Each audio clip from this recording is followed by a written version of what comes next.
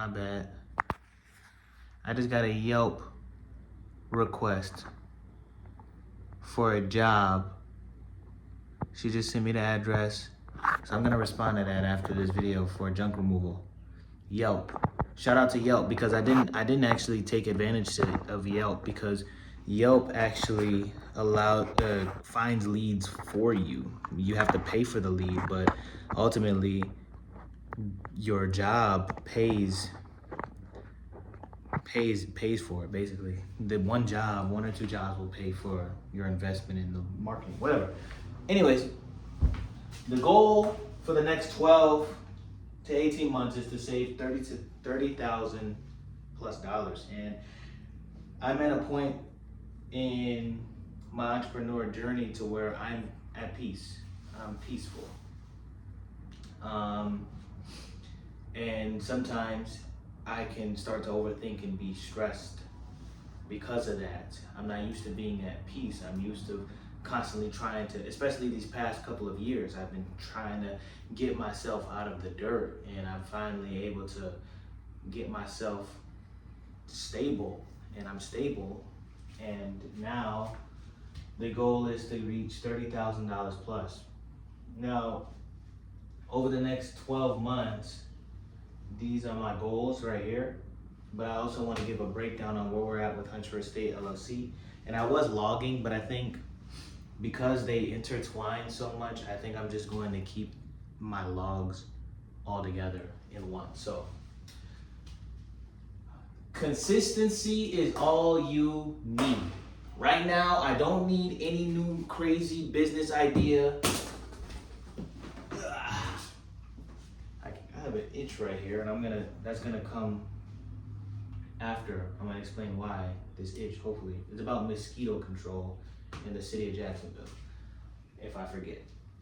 Consistency is all you need, and that's facts. All I need is consistency right now. As of now, I just have to be consistent. Make sure I'm paying my bills on time, make sure I continue to build my credit, make sure I continue to work, and just stay consistent. There's nothing that I need to do. I don't need to start some new business venture. I don't need to reinvent the wheel. I just have to stay consistent with what's been working and beat it down, really, or just stay steady. Because one thing I want you guys to know is that a steady drop of water on concrete will eventually create a divot, and that's something called compounding. And when you compound, and I'm reading a book, I lost the book. I have no idea where I put the book. So, am I reading it? No, because I'm reading this one right here. Everyday Millionaire. I got this from the library. Shout out to the library. They have so many good stuff. I'm ranting.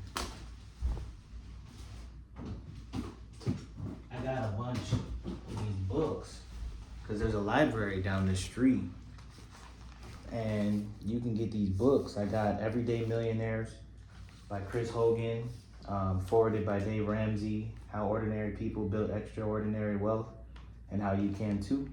I got Your Best Financial Life, Save Smart Now for the Future You Want by Ann Lester, Reducing Your Taxes for Dummies,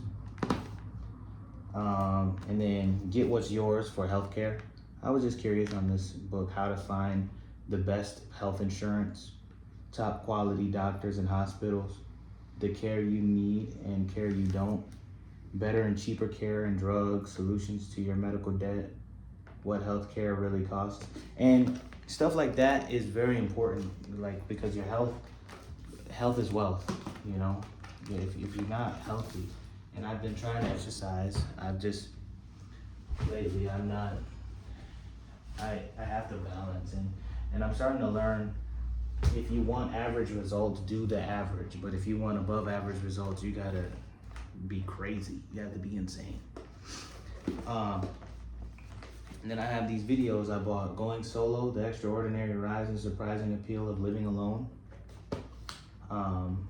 Beyond the 7 Habits, and these are DVDs, and luckily for my MacBook, I can play all these. Never Give Up by Joyce Meyer, and she's Christian. Peter Buffett, life is what you make it. And I believe you can get this on Libby, if I'm not mistaken. So, and they're all completely free. But we're turning a new leaf. I'm trying to turn a new leaf. I'm getting older. I'm becoming an adult. Well, I'm already an adult, but I'm gaining more responsibility, maturing, and I want to make sure that I do the best that I possibly can, and so reinvesting in myself and reading books, but staying consistent. I don't need anything new. I don't need anything extra. There's no need for you to go out there and start some crazy new business venture, especially when you have business models that are working. 2, work overtime and travel per diem. So I made a very smart and logical move. My job offered layoffs because they were doing, my job was doing major layoffs, and I think they laid off like 200, 400 people from the company. And it made headlines, it made Jacksonville news and everything. And basically they were just shaking the tree and seeing what fruit would fall off, basically. And I was one of those fruits. I leaped off, I jumped off. And because I knew I'd be okay. And after closing on this property, they were getting low on hours and low on work, and they offered an incentive for people to voluntarily leave the company, and that incentive was $7,500, and I took it. But by the grace of God, I was able to not only receive that $7,500 severance pay, which was after taxes about $5,900. After the severance pay, I was able to pocket that. They paid me for the rest of the week. Now say this, now check this out. This is how God works. Wednesday, I took the pay and I left. Now they pay you for the rest of the week. So they paid me for Wednesday, Thursday, and Friday. By Monday, I had a new job doing the same exact work, doing for military ships, military vessels, and commercial vessels. And actually, I've gained a lot more experience because I've traveled to Georgia, done a job in Georgia with a above ground tank. I've done chlorination, something that my previous supervisor didn't have the opportunity to train us on. And I'm very grateful and I'm very thankful for the opportunity that the Lord has given me. So I basically, I got paid $6,000 to transfer to a different company. That's it. No days off. It was like a paid vacation, a paid 5-day vacation, because I like I said, I left Wednesday. That Monday I was working, and that's another thing. You guys and same pay either. I didn't take no pay cut. You guys have to stop doing drugs. If you're smoking weed and all that stuff, that's gonna prevent you from getting those top tier jobs, because a lot of these high paying jobs and companies drug test you. And if you're not able to pass that drug test, you're gonna have to, wiggle around, try to finesse the system or whatever, and it's gonna be a headache for you, or it's gonna be a hard time for you to find high paying jobs that are paying more than $18 an hour. And then even if you do wiggle your way around it, there's randoms. There's if you get in a vehicle accident, if you're operating a vehicle or a forklift or anything like that, they drug test you. A lot of these big companies don't play when it comes to that. Even marijuana, if you got a marijuana card. So, but luckily I didn't have that issue. They gave me an interview on Friday. They told me to go straight up there to take the drug test that same Friday. After the interview, they received the results that Friday. They told me to come in Monday. That was my first day in, and I received overtime my first week, and went to Georgia my first week. So I'm blessed, and so work overtime and travel per diem. So work as much hours as possible. I'm talking beating up that clock. Travel per diem, if you don't know, companies, especially in the maritime industry, or if you have a trade, please get a trade. Trade jobs are very, very helpful, and they pay very, very well. And there's a ton of education opportunities there. travel per diem is they give you a check for cost of living if you travel. So if you go out of say, I went to Georgia last week for 5 days. They paid me $270 to go, $277 to go to go out of town for 5 days on top of your paycheck that you get for working your hours. So it's an extra buffer, so you could pay for food and drink while you're out there. But if you play it smart, you can save that travel per diem check. You could save that per diem check and pocket it. That's what I did. I brought lunch meat and sandwiches. When I got there, I went to a Dollar General. I bought some peanut butter and jelly, some chips, and that's how you stretch it out. I was there for 5 days, and now I got that extra cushion in my bank account on top of my hours worked, and I worked 17 hours in 1 day.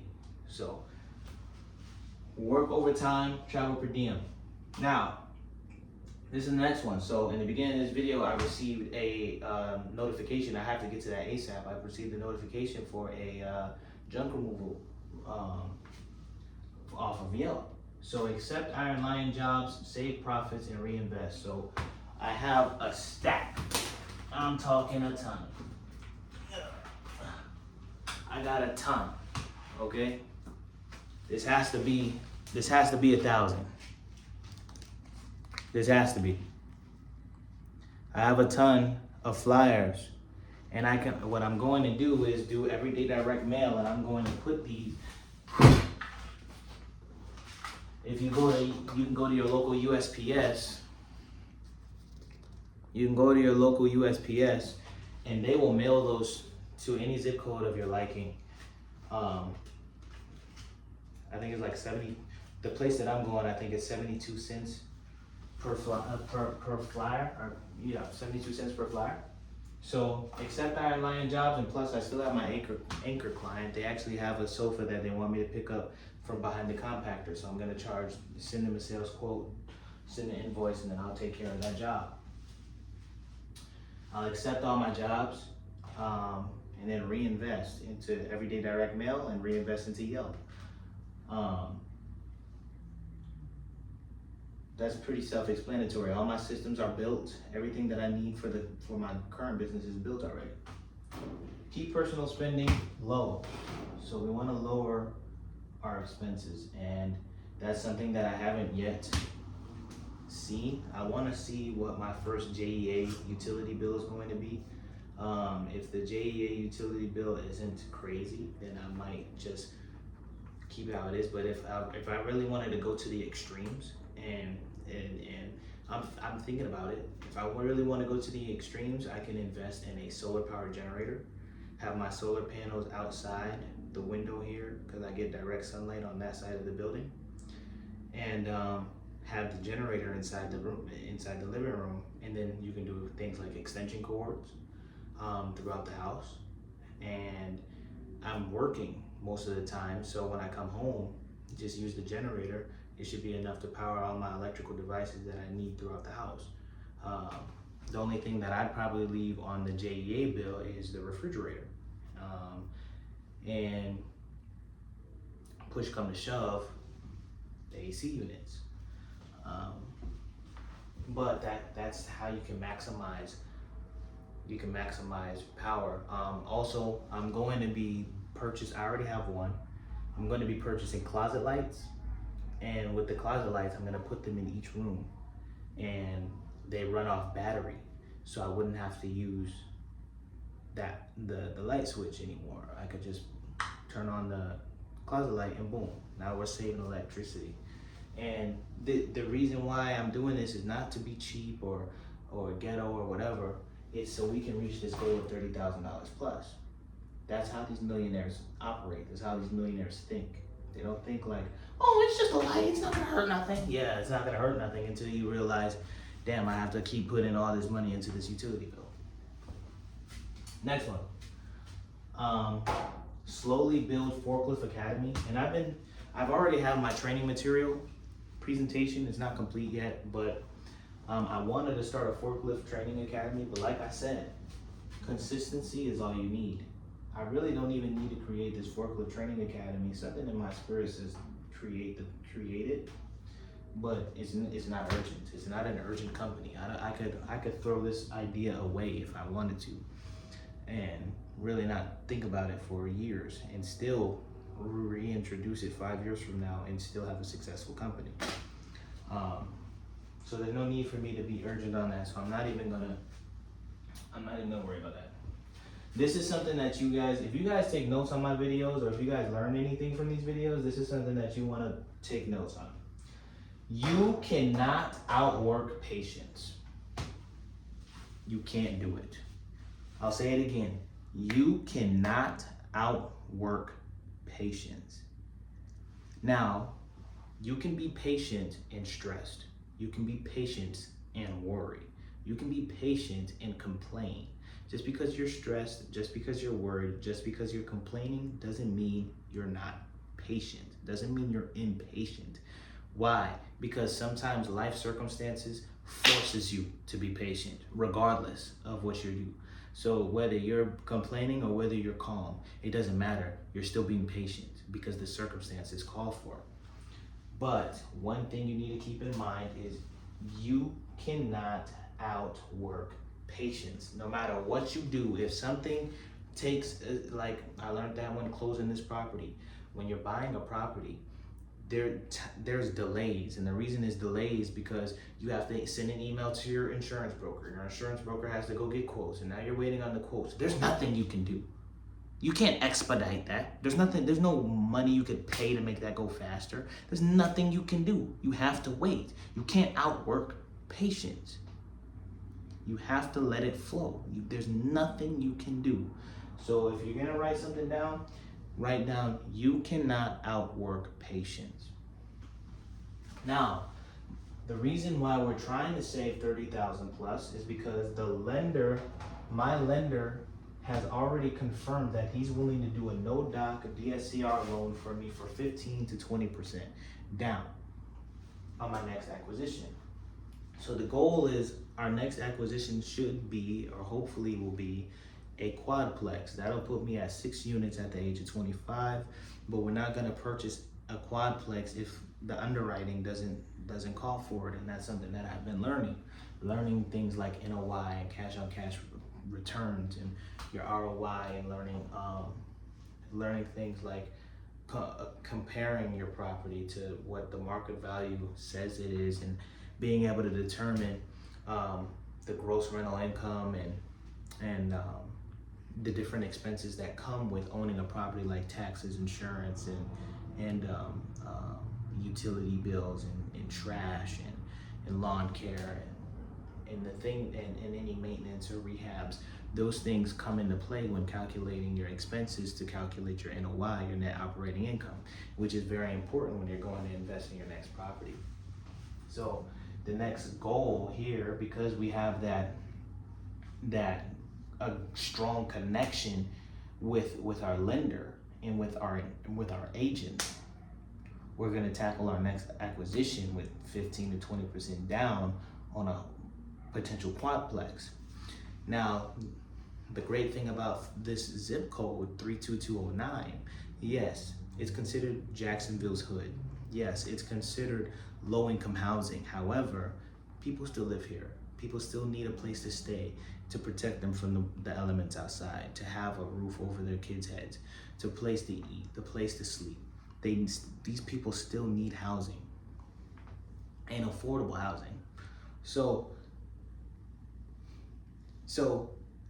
one thing I've noticed in this area is that there are a lot of multifamily properties here. Duplexes down the street, duplex down the street, quadplexes over there, quadplexes over there, quadplexes over there, 12 units down the way. There's a ton of multifamily in this area, and some of them are for sale, and they're on the more affordable side than if you go to the suburban areas. The suburban areas, they're gonna charge you $800,000 for a duplex, $600,000 for a duplex. And that property is probably gonna cash flow the same way mine is, if not worse, because this is a Class C property. And Class C properties are known for cash flow. They are reliable, they're money machines, but they don't appreciate as well as a Class A, Class B. So they're probably gonna get their money, if you purchase a property in the suburban area, that money is probably most likely gonna come from things like appreciation, equity pay down, a loan pay down for equity, etc. But yes, that's the goal. So moving on, I want to move over here because our current plan here for our duplex, and I like logging videos. No edits, no nothing. I like this recording. Okay, what are we doing here? Okay, we're just gonna do it like this. So currently right now, what I'm working on is trying to get occupancy. My occupancy rate is low. My vacancy is 100%. My occupancy is 0%. And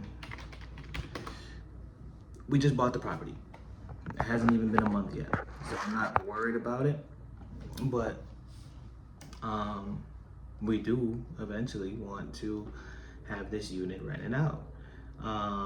And my marketing is good. I don't think there's too much issue there. I'm getting leads. I'm getting applications filled out.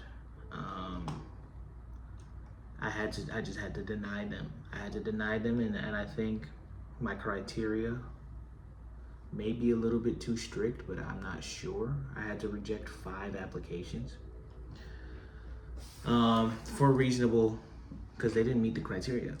And one thing that the investors told me at the Jack's RIA meetings were be patient when finding a tenant.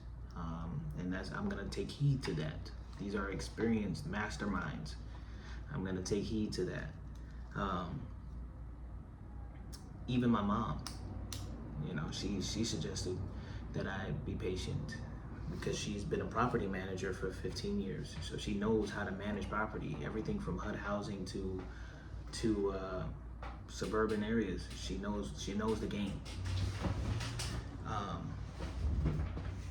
And her current property, their occupancy is at 93%, and it was once in the 70s. So she's a very good property manager, and she's been helping a lot. Not as much as you would think, but like I said, we just started. She helps a lot. And one thing that she has suggested is marketing everywhere and getting flyers out everywhere. And where are my flyers? I have a flyer somewhere.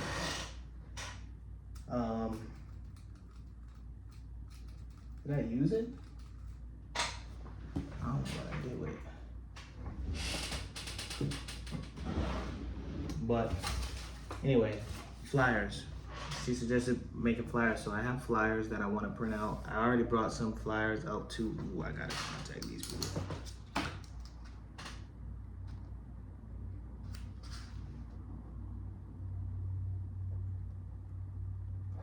We contacted Jacksonville Housing Authority for Section 8 program. There's one down the street that I've noticed, so I can just go down the street. But I went downtown, and they sent me an email. I sent them one back, and then now I'm gonna follow up with them because I haven't heard anything back from them, and it's been about a week and a half. So we're gonna follow up on them. I also put in my flyers in local grocery stores, local corner stores. I already brought some to the public library. Going to schools. Schools about to open up again. Laundromats. Just putting my flyers everywhere. I'm redoing my sign just to make my sign more understandable. So I took it out and I'm about to put it back out there. I just have to redo it.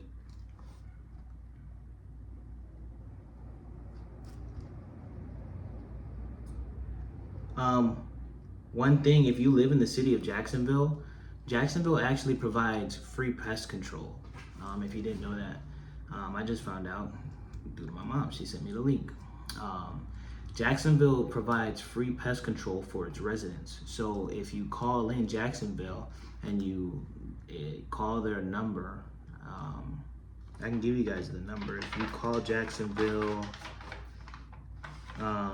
904-630-2489 for mosquito control.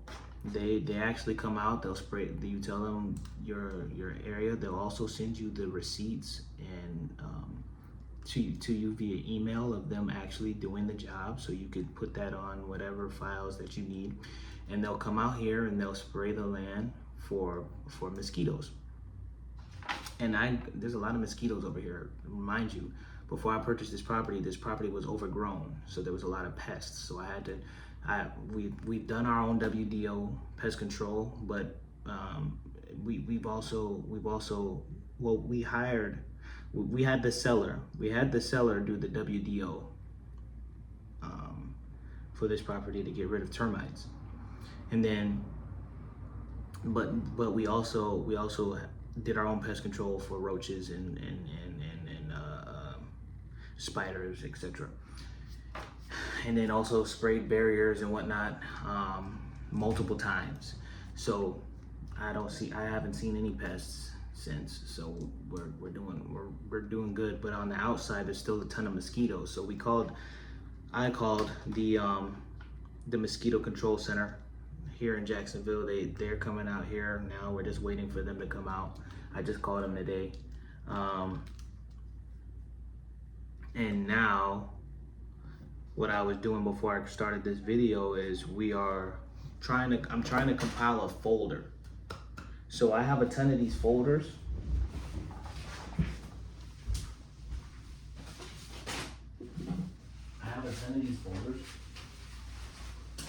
A ton of these green ones, and then I have a ton of blue ones.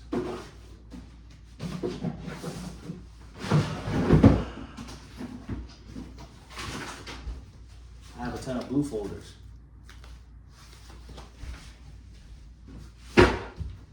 And with those folders, I'm gonna do a brochure package, okay?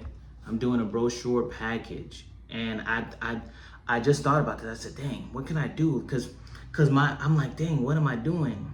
And honestly, I feel like my marketing is too professional sometimes, because people come here and they do the showing. I'm getting a ton of leads for showings. I've done a ton of tours already, but there's a disconnect from lead conversion, from touring the unit with the prospect to converting into an application.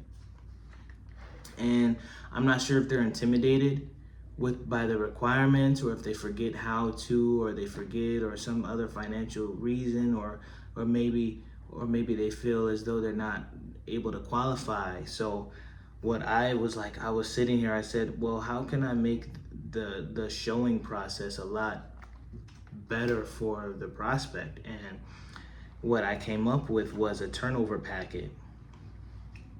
And this packet will be a folder, and the folder will include, I wrote some of this stuff down here, but the folder will include a cover, which will have the photo of the property, but it'll also have the property name and everything like that, and contact information. But then I'm also gonna have a welcome letter.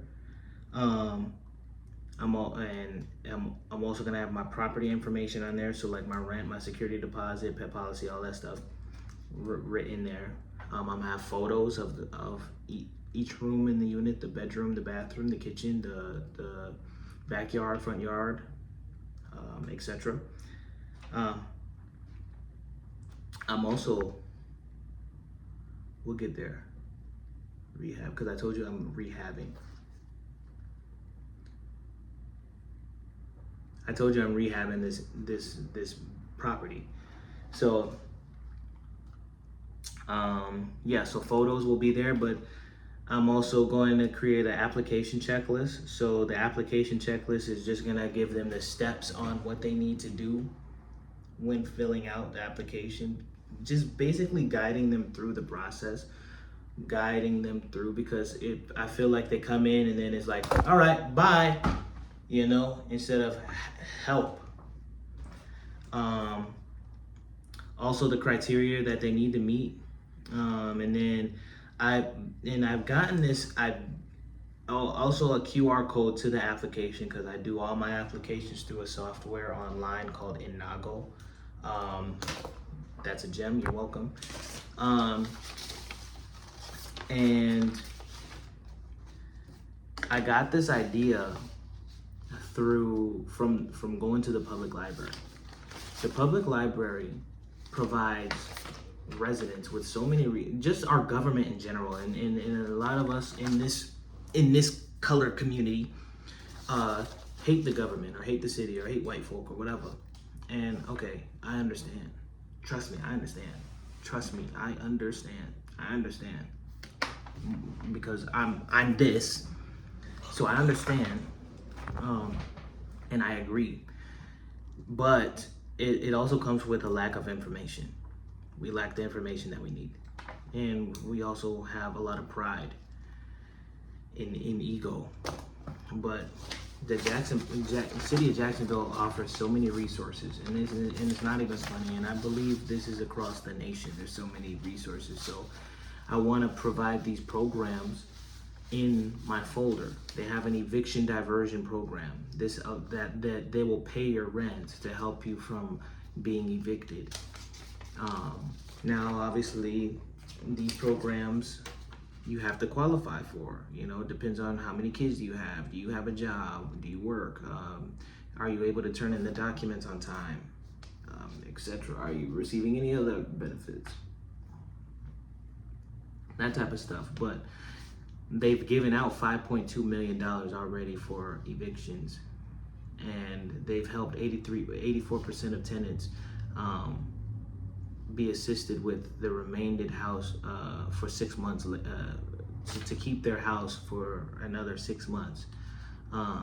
They've helped over 383 families from being evicted. So they have eviction diversion programs. I'm gonna make copies of this, and then I'm gonna include that in my folder. They also have the Northeast Florida Continuum of Care Referral Guide, and this basically has everything from first aid, legal aid, HIV hotlines, suicide hotlines, substance abuse services, emergency assistance for food and finance. So if you're going through financial hardship, they have communities here, Jewish churches, Catholic churches, charities that'll help you with food pantries. So free food from Tuesday and Friday, 8:30 a.m. to 11 a.m. You get free food from the Salvation Army. They have shelters, government assistance, services to help you even get jobs, job training, and different employment day labor. So if a tenant's struggling and they get a job, hey, or if they lose their job, hey, we have resources for you.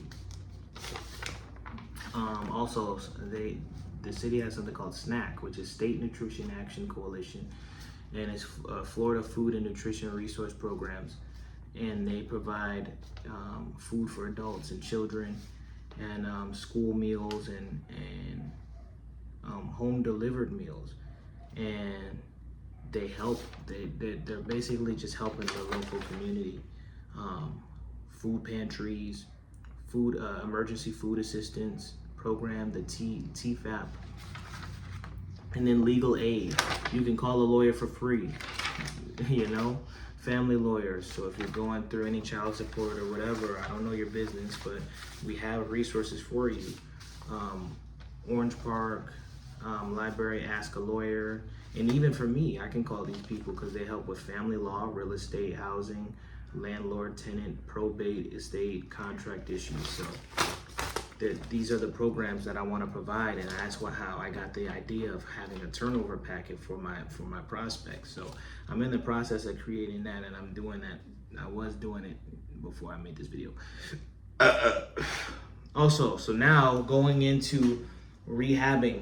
So I want to rehab the building to increase the property's value, but also be able to charge a decent rent, because you're not going to get this quality of housing in this area without going through Hunter Estate LLC. Now, I want to do the yard. So it's been raining like crazy, so I'm not gonna touch the yard yet. Every time I get off work, it's mucky outside. So, but when I get a chance, I want to do the yard, and I want to get all the debris away. So I did that already, but there's more, and I want to get rid of it.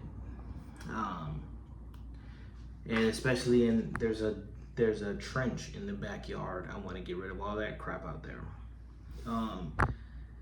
Any gravel, any dirt, there's a lot of loose dirt. And what I want to do is I want to use a yard vacuum. A guy offered me a yard vacuum for $275. And if you know anything about those yard vacuums, they can go brand new for a band and some change. So I'm thinking about taking up his offer. Take a yard vacuum, get rid of all those sticks and twigs and all that stuff. And it also has a wood chipper included on there. So that might be a thing that I do. And just removing all the leaves, the dirt, all that stuff, just get rid of all of it. And the reason why I want to do that is because once it's fully clear, I'll be able to see all of the patches of grass and see where I can plant grass seed, because I want to plant grass seed to make my yard look better than what it is. After we complete that, I want to finish painting, because what we did was we painted the front, but we didn't paint all 4 walls. So I want to paint all 4 walls, and then I want to change that bottom door. I have it all here, but paint that bottom door from black to white, because the colors of this building is going to be white and blue. Lighting, then after that, fencing. I've messaged somebody who does fences, and I'm waiting for them to do an estimate for me. I want to change the current chain fence that we have and turn it into vinyl fence, just to give that extra privacy. A vinyl fence here with a gate, and then a vinyl fence all across the side and on the back, and then all the way across here, to make it more enclosed and more private, and then more professional looking as well. And then on the vinyl gate here, I'm gonna put the Clover logo on. I want to put the Clover logo on the gate, just to make this property look like this is a Hunter Estate property. I don't care where we at or where it is, it's a Hunter Estate property, and this property makes money. Number 4 is lighting and security. So we do have security and we do have lighting, but I want to improve it. Get a better security system. We have lighting going that way, we have lighting going that way, we have security going that way, we have security going that way, and it's 360 degrees. We also have lighting over here. I just want to switch out the cameras to more high-tech cameras, basically, which is unnecessary, yes, but when I sell the property, it's going to be included with the property, and I think it's going to make my residents feel safer. Garden and seeding. So I want to, like I said, seed, but I also want to plant a garden underneath the stairs right here. Underneath these stairs, I want to have a garden, but then underneath those stairs over there, I want to insert washer and dryer hookups. But you're gonna have to pay for them. It's gonna be the coin. It's gonna be the coin washer and dryer, which you can purchase. The coin washer and dryer, and have them in the backyard underneath those stairs there. We have enough space for it. And now I'll be able to provide laundry for my tenants. And those things not only improve the property value, but those things also increase rents. The roof, I want to remove all the sticks and twigs and leaves and all that stuff. If basically saying, if you want cheap rent, you better get in it now, because I won't switch up on you. $950 is $950. But if it's vacant and I've done all the improvements to this property that I can, the rent's going up. The roof. So the roof, all the sticks and leaves and all that stuff, gotta get rid of that stuff. I gotta figure out a way to get on top of that roof, because my ladder's not tall enough. Even it's an 8-foot ladder, it's not tall enough. Want to get rid of all the debris that's on top. I also want to put a chimney cover over my chimney and remove any debris that's inside the chimney. In the attic, I have to put in insulation. My inspector suggested that I put insulation in there. and install gutters, installing gutters to protect the foundation of my property.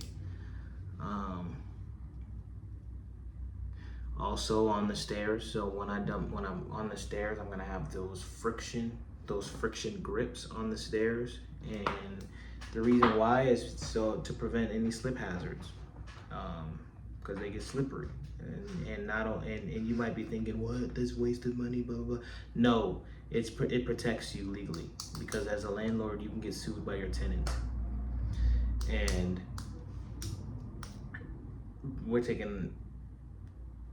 we not playing no games, okay?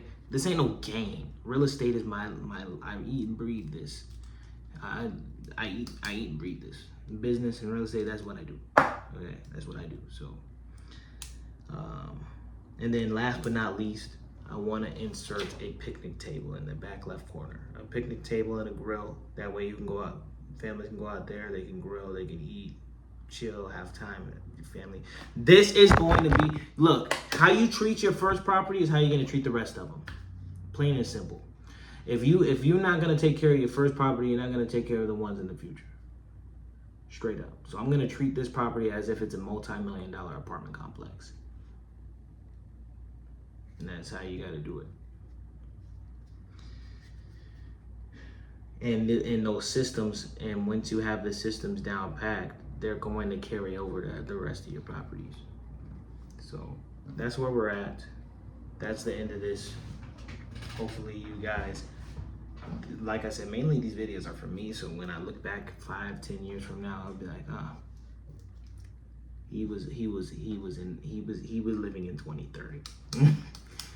He was living in 2030. So that's about it. Hopefully you guys enjoyed that video. Oh, maintenance. So I've been doing maintenance inspections. So I got an inspection SOP, and an SOP is called a standard operating procedure. So we're gonna perform. And hopefully, I'm gonna create an addendum for the lease. So where we do quarterly inspections on the property with a notice, and quarterly inspections on the property and on each unit to make sure that things like stains on the wall or any mold, or make sure nothing's getting worse and the condition of the unit stays relatively the same. Make sure do filter changes, checking HVAC filters in there for the window units, checking the water heater, any piping or anything like that on the inside. Those are things that need to be done. Checking fire alarms. I still have to purchase a fire extinguisher.